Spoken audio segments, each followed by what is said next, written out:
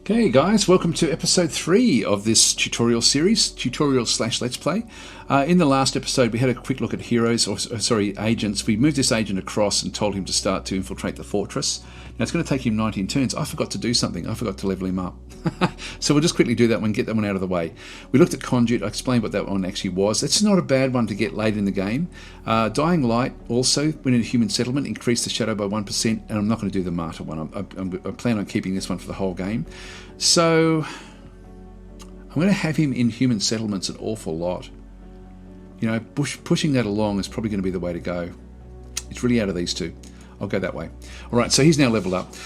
This episode, by the way, this episode is sponsored, so thank you to the devs for that. And but just be aware of that, just in case you've thinking that I've got any sort of bias with the game. I do really enjoy the game. I'm thoroughly enjoying it.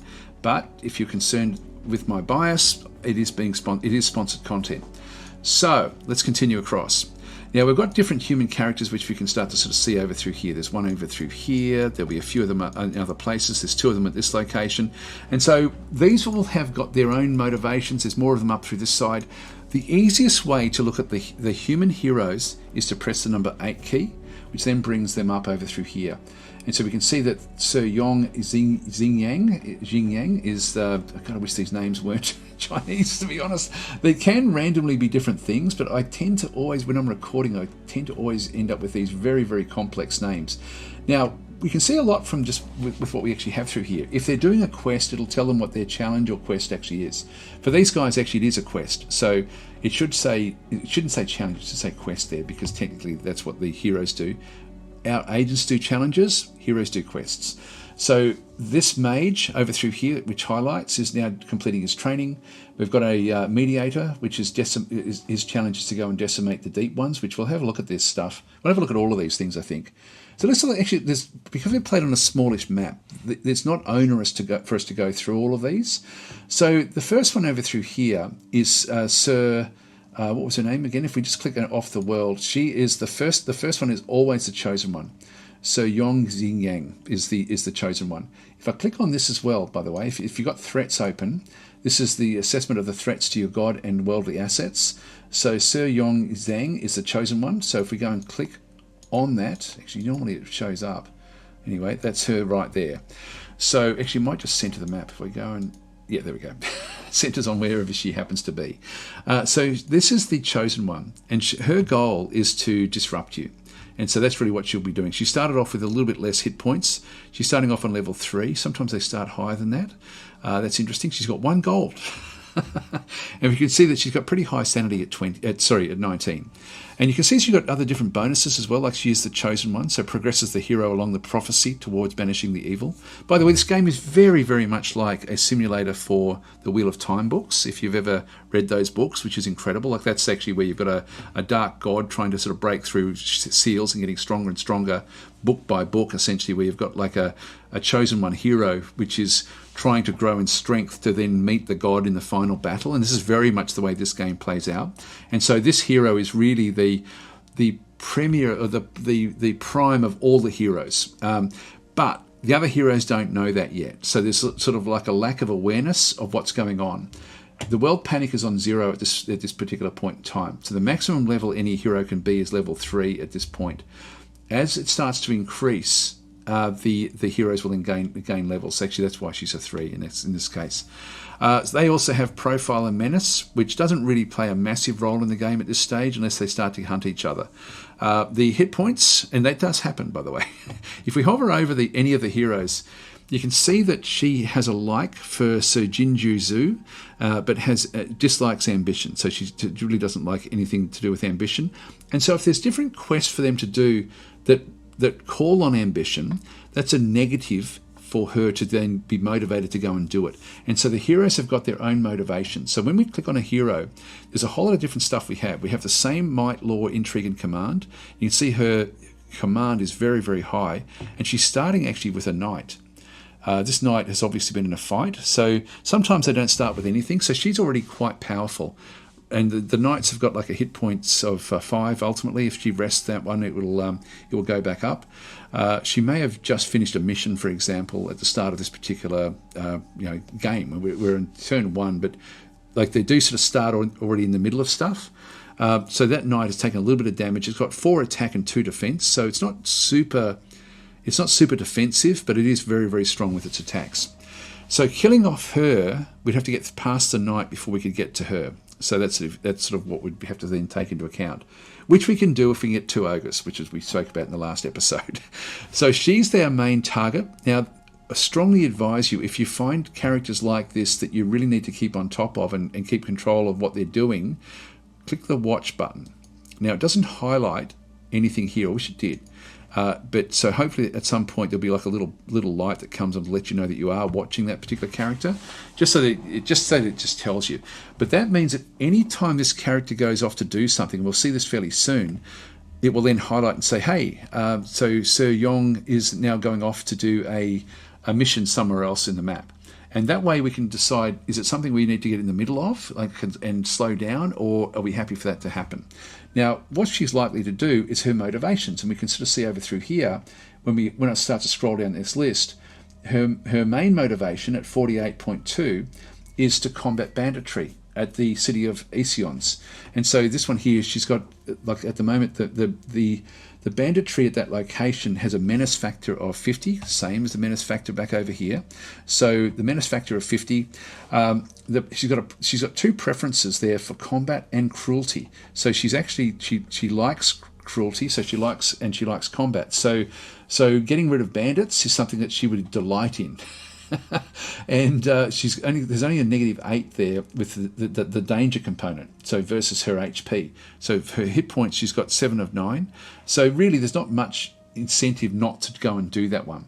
And so, as far as she's concerned, that's probably what she's going to do next. But she may choose one of the others, like reduce going off to this particular city as well to reduce the tension. So instead of actually taking on the bandits, she may decide to actually go and combat the to basically sort of try to, actually this is political tension, so improve international relationships between this nation and all with negative relation status. So that one there, the negative traits there, the positive traits in this one are cooperation, but there's negatives there with combat, danger and discord, because this is not a dangerous mission. This is all about cooperation, but she also does have, in her list, actually doesn't have cooperation. So she's unassuming, violent and cruel. Yeah, so combat and cruelty is what she does like. Dislikes ambition. And there'll be a list of other things, like 31 to go and defeat an ogre, for example. Rest and resupply. So we can get a bit of a feel for her personality, really, just with what her preferences actually will be. She can sabotage rulers there as well, undermine a ruler. And this is actually something where she doesn't like a particular location, because her faction is at war with somebody else.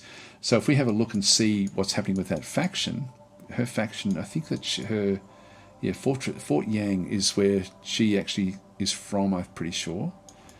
Just double check that. Oh, no, city of Luhan. There's one over. So she's from this particular location. And so the city of Luhan is in an empire. It's in the queendom of Wixingi. And so if we have a look at this location through there, we can then have a look at international relations, and we can then sort of see that they're very, very strong with the Kingdom of Zong. They're hostile with one of the Orc hordes. That's always going to be the case. Actually, there's no real animosities there anywhere. They're all pretty positive. And that's all okay.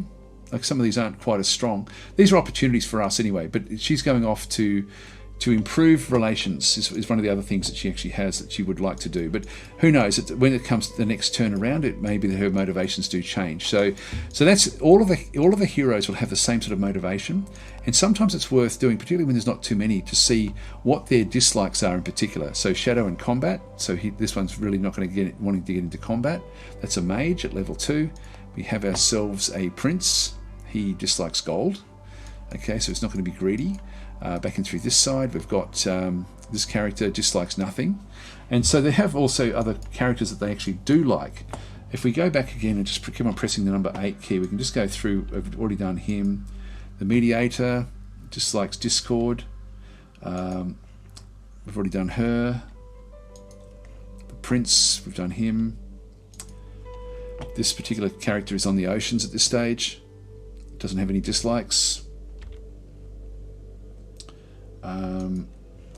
Just one here, no dislikes.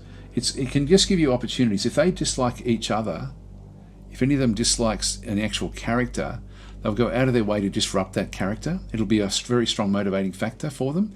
And so we can sort of start to try to create that. Now there's still one more down here, this mage. And he dislikes a lot of things, but no actual people.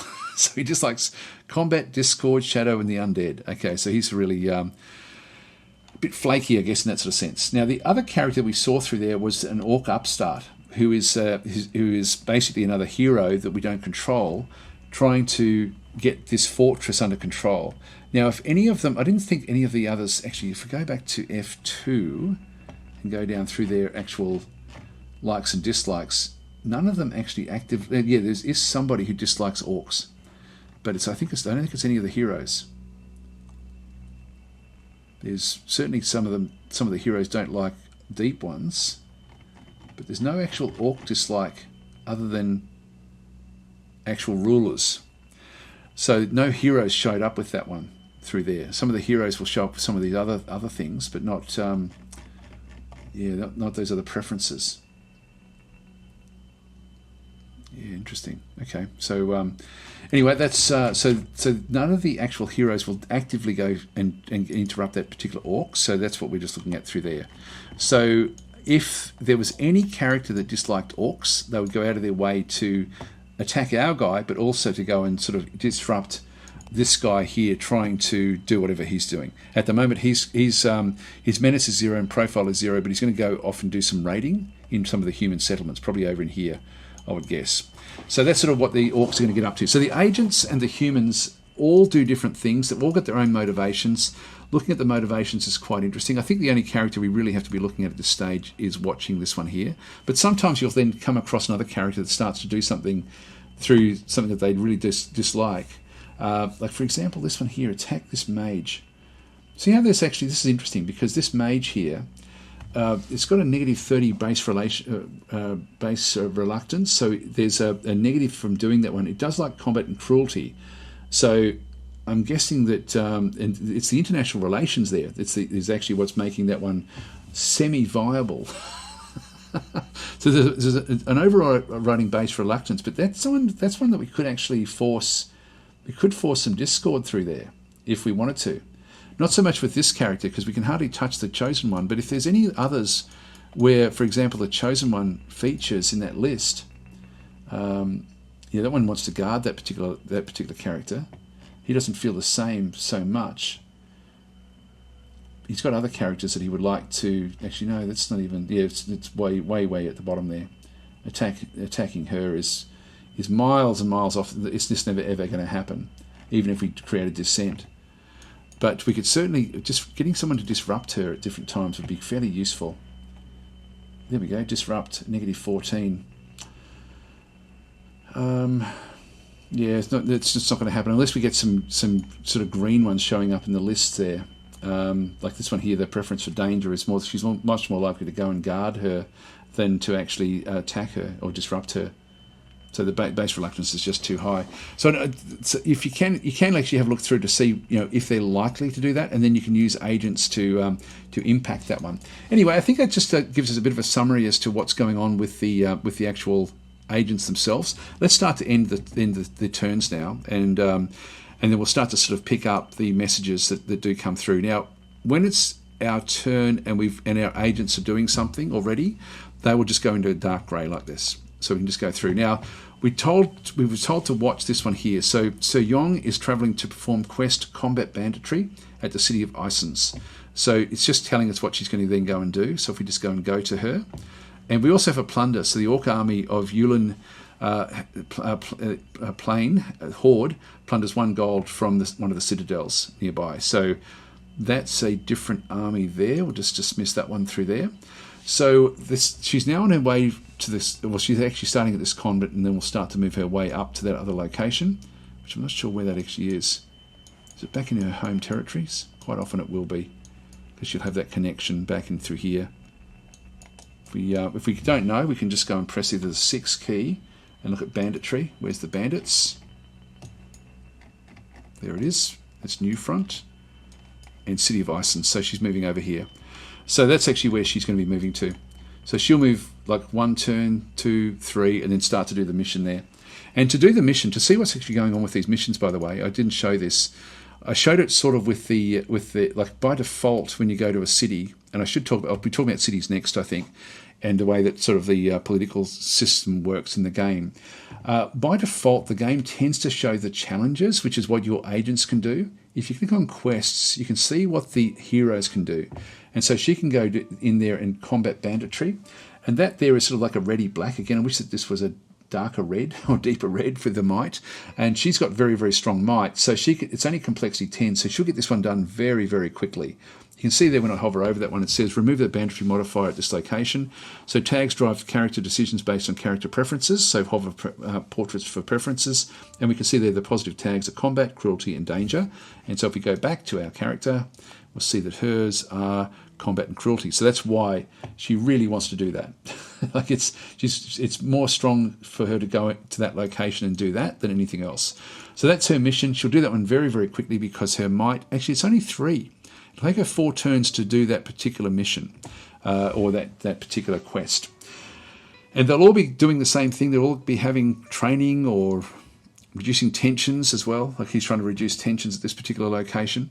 So anyway, I'll leave it here, guys, with the with what goes on. In fact, let's just watch her as she does go through. I just press the space bar. It's the same as pressing end turn.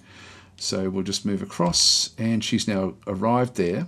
She will now start to do her quest. So we'll see there that there's 4 turns left because progress 0 of 10, and she's getting +3 per turn from that might factor that we saw there with the combat banditry. Sorry, not there. If we go back into the city and look at the quests, the complexity is 10 in the might area. So anyway, she'll get that one done fairly quickly. I mean, we might as well just quickly rattle through this one while she's doing this one. So she's now beginning another quest. So she's beginning a quest to rest and resupply at the same location. So she's now just going to sit there for a little while. Go and click on her again. 3 turns for her to do that. So she'll just rest. That will then give her back her hit points, and will also then replenish this particular knight as well. So he'll get all of his hit points back. And so that's pretty much what the humans then get up to. We're a little way. We're now at turn 10 in the game. Is there anything else we need to do here? There's probably not really. We're still waiting on this character's. In fact, next turn we're going to get an event that will come up. So I might wait for that one and cover that in the next episode. So thanks for watching, and I'll catch you then.